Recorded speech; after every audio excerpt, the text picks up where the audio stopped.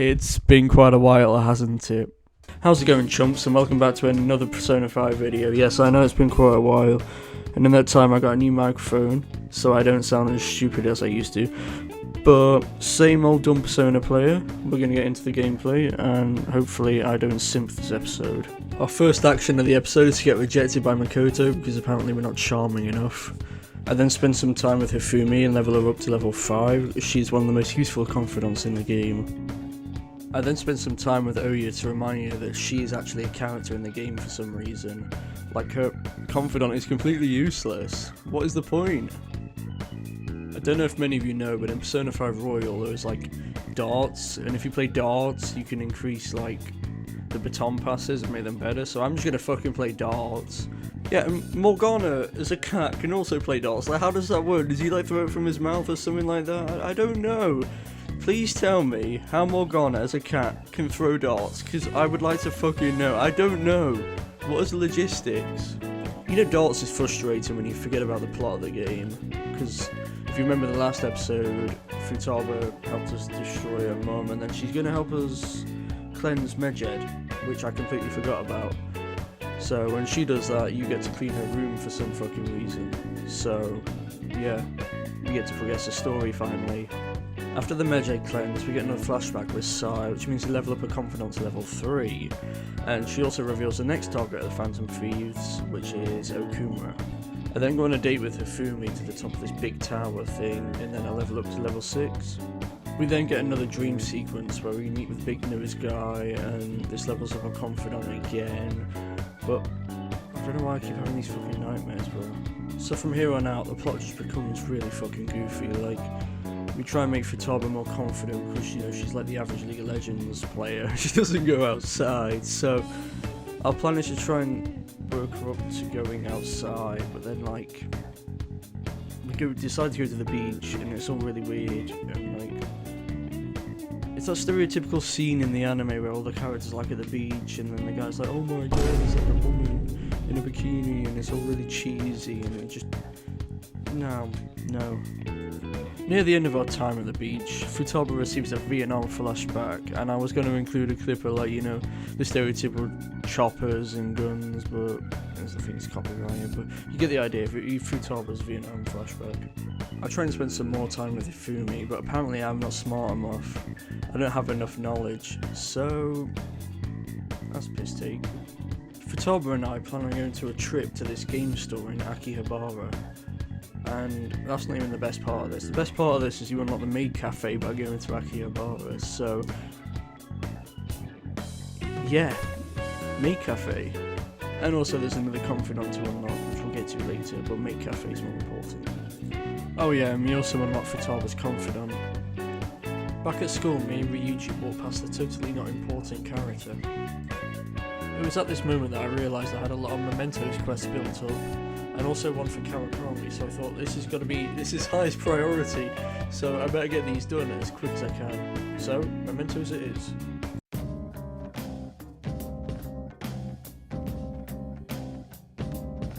So our first Mementos fight is against the parents of the kid that have been just abusing Kawakami. Now, this fight, it's like my first fight back, so I'm rusty, but if I remember this fight rightly, I use a flash with Makoto. Makoto gets dizzy on him, get him down, and then Fox, Yusuke, uses the heavy physical attack, gets the other one.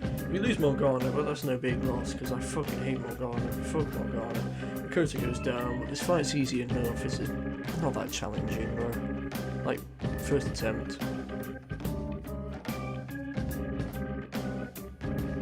Coming up on our next fight was against this weird teddy bear to get to a lower level of Mementos, but this fight was dead easy because just ailments. Fox put freeze on him, get critical hit, then we get him with electric, critical hit, easy.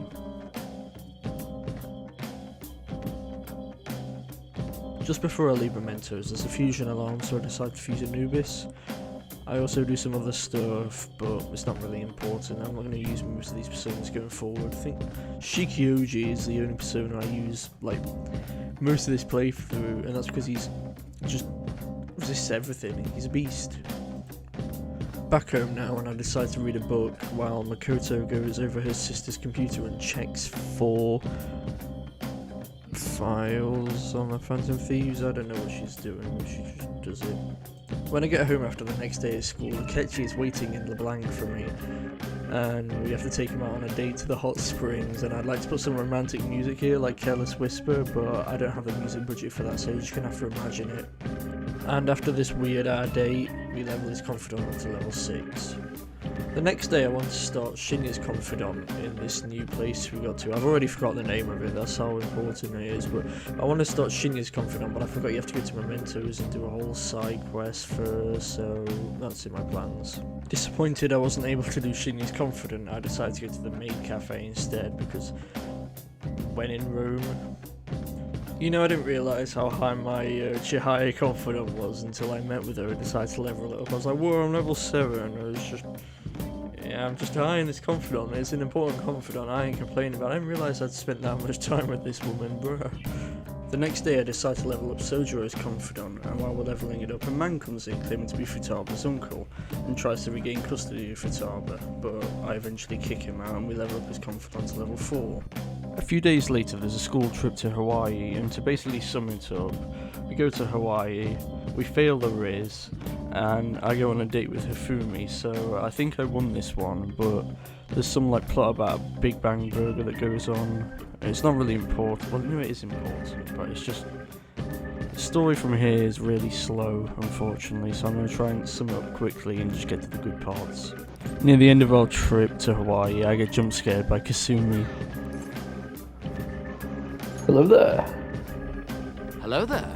Do you guys remember Eggman? Because I barely remembered it up to this point, but this is the scene where he apparently commits suicide, but as you'll see, it's very much like involuntary, and this is like this is the mystery now, this is like where we get into the good stuff. Well, obviously suicide's not good, but you know what I mean. The next day at school, students get called into an assembly to announce the death of Principal Eggman, and then we get another Psy flashback, which means we level up a confidant again. Later that day at the Phantom Thieves hideout, Morgana has a tantrum over something, and him and Ryuji get into a heated argument which results in Morgana leaving the Phantom Thieves. Like, I'm not complaining, I hate Morgana, I hope he doesn't come back, but unfortunately he does, but it sets up the next arc. Morgana tries to enter Okumura's palace on his own, but gets his cheeks clapped by some shadows, so we have to go rescue him. We decide to look for Morgana inside of Okumura's palace, and we find him with a brand new, weird character that, you know, we saw all in like previous videos that did not look important at all. That was a sarcasm, obviously, but he's with this new hero called Beauty Thief. We realise that the girl looks familiar, and it turns out that she's actually one of the Shujin students named Haru Okumura. If that sounds familiar, it's because she's the daughter of, I don't know his name, Okumura, the boss, and it turns out that she is the key to defeating Okumura. We eventually confront Haru and Morgana in Mementos, and there's this wacky little scene where you have to chase Morgana in his bus. And then after that, Morgana crashes the bus and drives off with Haru, so it's a pointless scene. But it does lead to one of my favourite scenes in Persona. For the record, I don't condone violence against animals, but this scene is just something else. But basically, Haru has an abusive arranged marriage, and Morgana gets yeeted against the fucking wall. Eventually we come to the aid of Haru and Morgana, and for some reason we kidnap Haru and take her back to our hideout. I never understood this, but at this point she decides to become a Phantom Thief with us. At this point we decide to enter Okumura's palace to actually try and get stuff done, but before that we unlock Arn and Yusuke's showtime, which I will show later on hopefully. And now, it's time to begin Okumura's palace.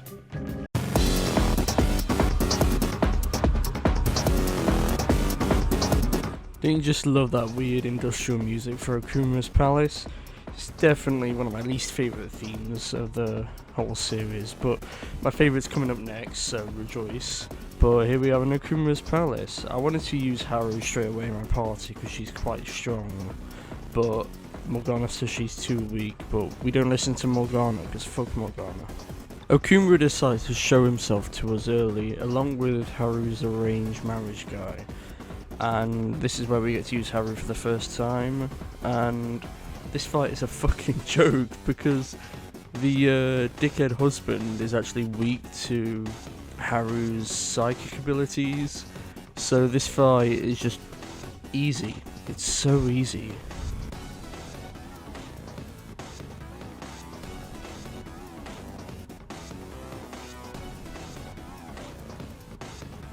After getting to the next safe room, I decided to take advantage of this alarm in the Velvet Room, so I decided to fuse a Valkyrie, and this is a sort of a physical build. I decided to go for a physical attack, which is a dumb idea because a lot of these characters sort of repel attacks and what's it called? And they absorb a lot of physical attacks, so it was a good idea in the moment, but in the long run, I think I fucked up. I managed to collect the first will seed. To get through to the next part of the palace, we have to defeat a bunch of people to get their ID cards, so I'll just walk you through how that went quickly. The first guy we fight is weak to nuclear, which is perfect for us because Makoto specialises in nuclear, so this fight is really easy. In the next fight, the boss is weak to grass, so we just use Morgana for this one.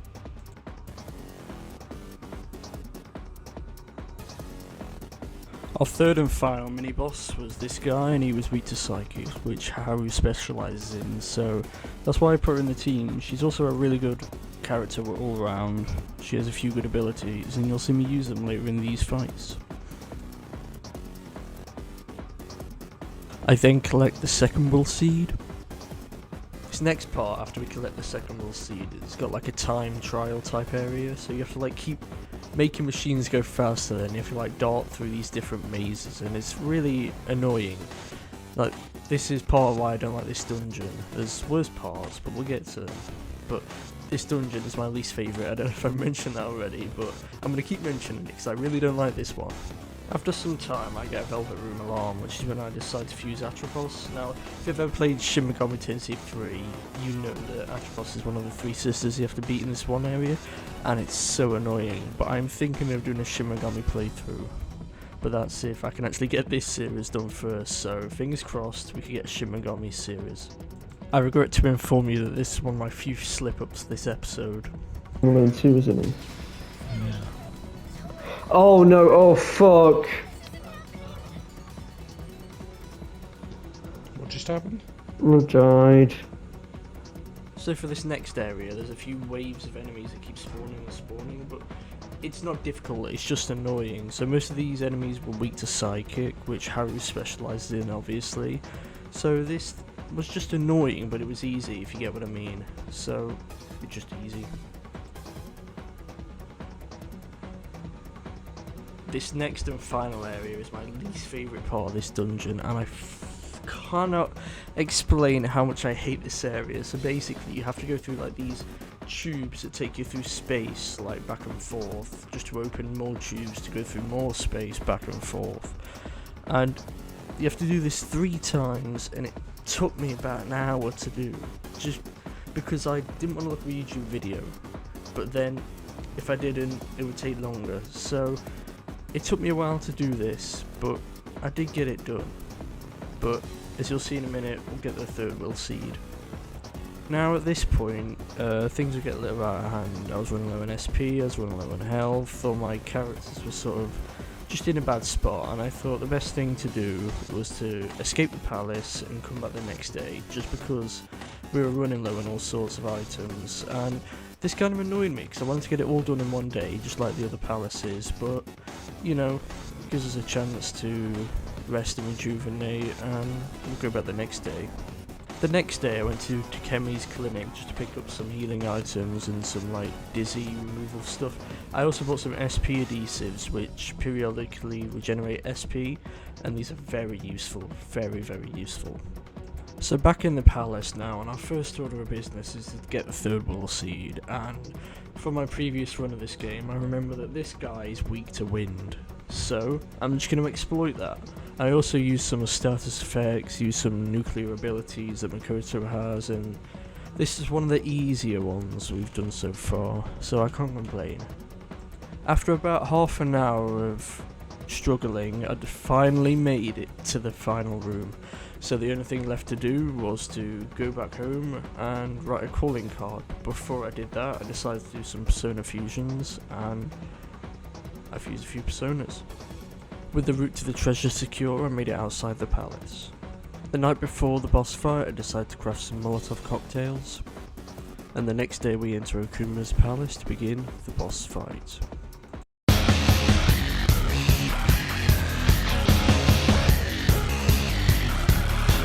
My first action of this palace is to get completely lost and forget where I'm going, but eventually I remember you have to grapple onto this flying saucer to take to the boss fight. So now we're finally at the boss fight. There's a lot of mechanics to go over here now. So the first gimmick he does is the boss fight comes in several waves, and each wave is stronger than the other, and we'll go through each wave individually in a minute. But there's also another thing he does where he'll target a specific member of your party. So in this clip he goes after Ryuji, or the obnoxious blonde one, which is quite funny. But you just have to watch out, make sure either those characters guard, or you're just very careful, and make sure you take out each wave individually. So the first wave we did, the enemies were weak to wind. The second wave we're doing now, the enemies are weak to psychic, and that's why I brought Haru along, and also Joker also does the same thing. But I'm going to talk a little bit about team composition here, because I went with Makoto, Haru, and Ryuji. Now, mainly because Joker covers a lot of bases. He can cover wind and the other stuff. I don't think it's through, but everything that I could possibly be faced with, I can do with this team. And Makoto's strong, she provides buffs and debuffs, so does Joker. Ryuji's a good physical attacker, which we can use for later. But this team composition is my favourite. This is where some of the crafting comes in handy, because in this clip I'm using Ryuji and the enemies are weak to wind, but Ryuji doesn't have wind, so I used an air cannon, which targets the weakness and gives us another turn. So these little things you could craft are quite useful and are very good for this palace, but not much for the others, but they're quite good for this one. On this next wave, the enemies are weak to psychic, which Haru specialises in, and Shikioji, my persona, specialises in, so this one, very easy. Now we're on to the I'd say most difficult wave, because this guy is chunky, he does a lot of damage, as you saw there with Haru, and he just takes a lot of time. It's not difficult, it's time consuming, that's what annoys me. He's got this attack called Big Bang Burger, which you see now.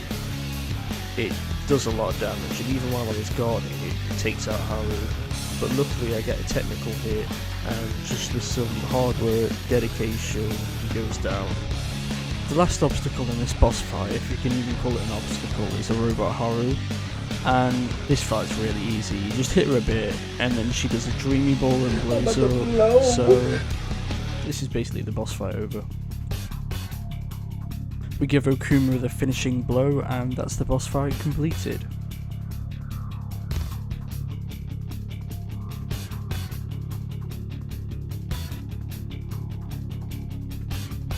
As we're about to leave the palace, we don't see someone in a black mask come over and kill Okuma, which is a surprise. But then eventually we get out of the palace safely on a Morgana bus. Now that we're back in the real world, we level up Morgana's confidence to level 9, and this is the part of the video where we just do a lot of confidence, so just strap in. The next day I decided to go to Takemi's clinic because my charm's now at high enough level I can rizz her up, but she gives me a request instead, so later on we'll have to go to Mementos to get this quest complete. I level up Kawakami's confidence to level 9, and I also make a decision that will shape the rest of this playthrough. Do I dig Kawakami? Let's fucking go. Yeah, let's do it.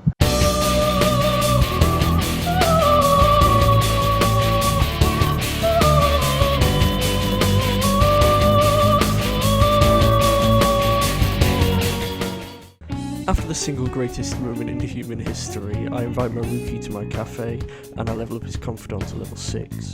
The next day I invite Kawakami back over to my place, and we level up a confidant to level 10. This allows her to give me massages, which basically like remove your fatigue so you can go out at night again. So this is very, very useful. Like, despite all the memes about her being a hot teacher, this confidant is one of the most useful in the game. My next action was to go into Mementos because I wanted to start Shinya's confidant, but to do that you have to do a Mementos quest, and also while we're there we can complete Takemi's confidant quest from Mementos, so Mementos was my next idea.